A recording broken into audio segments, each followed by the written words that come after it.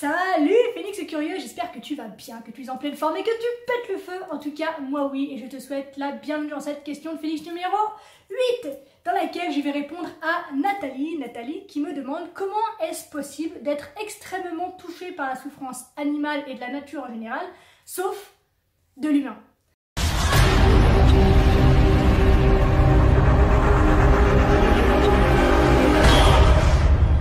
Alors Nathalie, avant de te répondre, laisse-moi te dire que ta question m'a prise complètement au dépourvu. Je dois admettre que je m'étais attendue à un certain type de question et la tienne, je ne l'avais pas vu venir du tout. Donc j'espère du fond du cœur que la réponse que je vais t'apporter ici sera satisfaisante pour toi.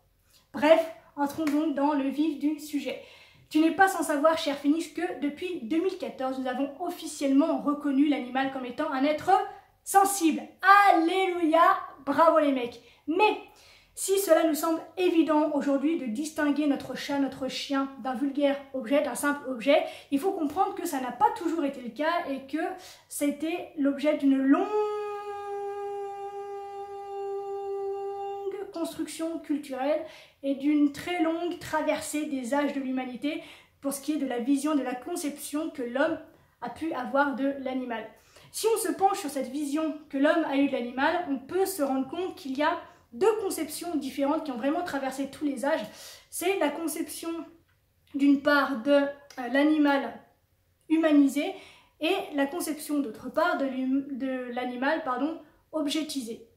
Et si on se penche vraiment sur l'histoire de l'humanité, on se rend compte que c'est l'animal humanisé qui a eu sa place dans toutes les civilisations qui ont traversé les âges. Et si aujourd'hui ces deux conceptions coexistent, on peut s'apercevoir qu'elles ont eu chacune leur place en fait dans l'histoire. La première donc, qui a été la plus importante je pense dans l'histoire, c'est donc l'animal humanisé. Et on peut se rendre compte par exemple que dès la préhistoire, dans les sanctuaires rupestres, l'animal est absolument central dans chaque histoire, dans chaque morceau de quotidien qui est raconté, l'animal est présent, l'animal est au centre de toutes les attentions. On peut se rendre compte aussi par exemple que certaines civilisations, certaines religions les ont déifiés, c'est-à-dire qu'on invente des dieux animaux qui ont des têtes de faucon, de crocodile, de lion ou que sais-je encore. On peut voir également que dans la religion bouddhiste par exemple, l'animal est considéré comme le réceptacle de l'âme humaine. Et nous, pauvres occidentaux que nous sommes, on s'est penché plus sur des religions monothéistes qui ont peu à peu en fait estompé, effacé ce prestige que nous pouvions avoir dans l'histoire de l'humanité vis-à-vis de l'animal. Et pourtant, au Moyen-Âge, même chez nous, en France, en Europe, et ce jusqu'à la Renaissance, on continue de considérer l'animal comme étant un petit homme, et on a même des témoignages écrits d'animaux tels que des vaches, tels que des rats, tels que des mouches qui ont été excommuniés et condamnés à la potence par des tribunaux spécialisés, et ce jusqu'au XVIIe siècle où sont apparus des penseurs tels que Descartes par exemple, et qui ont complètement fait triompher en fait la conception donc de l'animal objetisé. Puisque Descartes, pour reprendre son exemple, considérait lui que les animaux n'étaient que des automates, des assemblages de pièces et de rouages dénués de conscience ou de pensée. Et aujourd'hui, nous sommes encore très marqués par cette pensée-là de Descartes et de bien d'autres encore, de tous ses pairs. Et c'est pour cela qu'aujourd'hui, on a cette distanciation vis-à-vis de la souffrance possible de l'animal. Mais pourtant, on se rend compte aujourd'hui à notre époque, grâce à cette loi donc, de 2014 qui est apparue, enfin, on se rend compte que la limite véritable entre l'animal et l'homme s'efface peu à peu. Et donc, on en vient à la réponse de la question de Nathalie. J'ai 4 idées à te soumettre qui je pense sont exploitables et donc n'hésite pas à me dire ce que tu en penses et à enrichir le débat avec tes propres idées sur la question. Alors sache, avant de te donner ces pistes, que la science s'est penchée sur le sujet. Je te mets au défi de dire plus vite sans te planter. Donc sache que la science s'est penchée sur le sujet à travers l'étude menée par une équipe de scientifiques de l'université Northwestern de Boston qui a confronté 240 hommes et femmes à des photographies distinctes de victimes d'une présumée attaque à la batte de baseball et les victimes présentées donc aux personnes vivant l'expérience étaient un homme adulte, un bébé humain, un chien adulte et un chiot. Et à chaque fois, l'image qui était présentée était suivie d'un texte disant à peu près en arrivant sur les lieux du drame, quelques minutes après l'attaque, un officier de police a découvert la victime avec une jambe brisée, des lacérations multiples et étant inconsciente. Aucune arrestation n'a pu être faite sur le moment. Et bingo, je pense que tu as la réponse dans la tête, l'homme adulte est arrivé très loin derrière tout le monde et en pole position, on retrouve donc le bébé humain, le chiot et le chien adulte. Alors comment on en est arrivé à avoir une telle empathie pour l'animal? On commence donc les 4 pistes que je t'ai promis. La première étant, selon moi, que l'on considère l'animal au même titre qu'un bébé humain, finalement, comme un être innocent, comme un être qui n'a pas de voix, comme un être qui ne peut pas se défendre, comme un être qui est dépendant de nous, donc qui a absolument besoin finalement de notre aide, quelque part, pour pouvoir se défendre. Je pense que c'est très inscrit en fait dans l'imaginaire collectif de considérer que les animaux jouissent d'une espèce d'auréole d'innocence, dénuée de toute mauvaise intention, contrairement à l'homme, cette espèce d'exception toute bizarroïde de la nature, qui est sans arrêt en proie et en prise avec sa conscience, et qui est capable des pires cruautés possibles. Et donc, forcément, en comparaison de ces deux postures différentes de la nature, à travers l'espèce animale, forcément, on a tendance à se pencher et à avoir plus d'empathie vers celui qui subit que vers celui qui fait subir. Donc, une première piste qui peut être intéressante.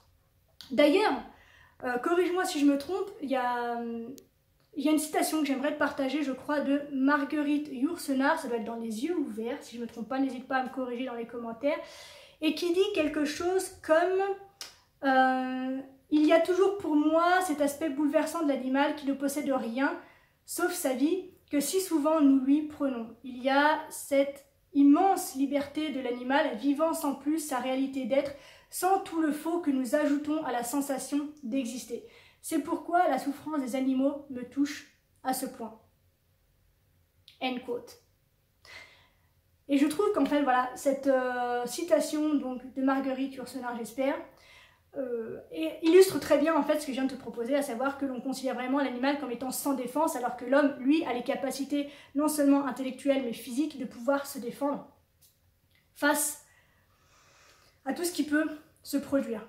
Est-ce que cela veut dire pour autant que l'être humain est empathique et est sensible à la souffrance de toutes les espèces animales?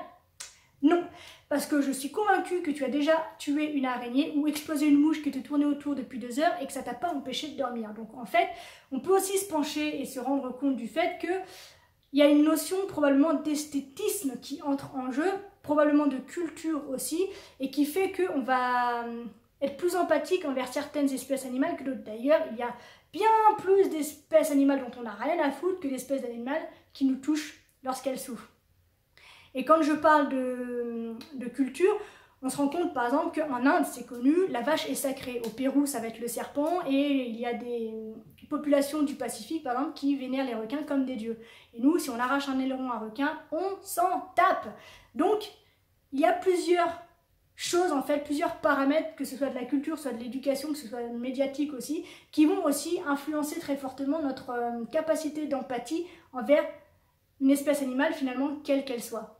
La deuxième piste que je te propose, c'est de considérer que l'homme est quelque part génétiquement programmé pour être en compassion, pour être en empathie avec tout ce qui physiquement se rapproche à un bébé humain, c'est-à-dire à tout ce qui va être petit, tout ce qui va avoir une tête disproportionnée avec des grands yeux, des bonnes joues, des membres courts et épais. Donc en gros, c'est le portrait de tous les bébés animaux, tout ce qui est chaton, tout ce qui est petit lion, tout ce qui est petit ours, petit panda, petit pingouin, petit ce que tu veux. Forcément, c'est tout petit, c'est tout mignon, c'est tout potelé, et donc on est génétiquement programmé pour être in love devant tous ces petits bouts devant toutes ces petites boules de poils, quelle que soit finalement son espèce. Troisième piste que je te propose d'explorer, Nathalie, c'est le fait que je pense que l'homme a tendance à s'identifier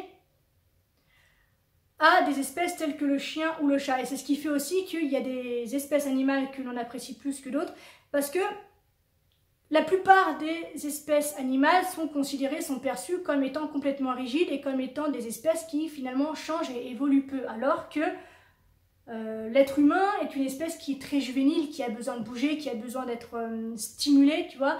Même si aujourd'hui on vit tous comme étant super sérieux, je pense que les arts, les sciences, les mathématiques, tout ça finalement ce sont que du jeu pour nous. Et l'être humain est une espèce finalement qui est capable de s'adapter à tout, ce qui est loin d'être le cas de toutes les autres espèces animales. Et on retrouve très probablement, très souvent, je pense qu'on en est tous témoins, ce comportement-là chez le chien et le chat, entre autres, qu'on a beaucoup dans nos foyers parce qu'ils ont cette capacité de jouer, quel que soit l'âge qu'ils ont. En fait, le jeu fait partie intégrante de leur apprentissage et le jeu fait partie intégrante de leur vie, tout simplement. Et donc, du coup, ils évoluent à travers le jeu. Et ce partage, cette affection commune que nous avons pour le jeu fait qu'on se rapproche plus facilement de ces espèces-ci que d'autres espèces telles que la blatte ou le serpent, par exemple. Donc voilà Nathalie, 4 pistes que je te propose d'explorer pour répondre à ta question. Donc la première, considérer le fait qu'on a cette vision de l'animal qui est sans défense, qui est innocent. La deuxième, c'est que c'est une posture qui est culturelle. La troisième, c'est de considérer que nous sommes génétiquement programmés pour être in love devant tout ce qui ressemble à des bébés humains.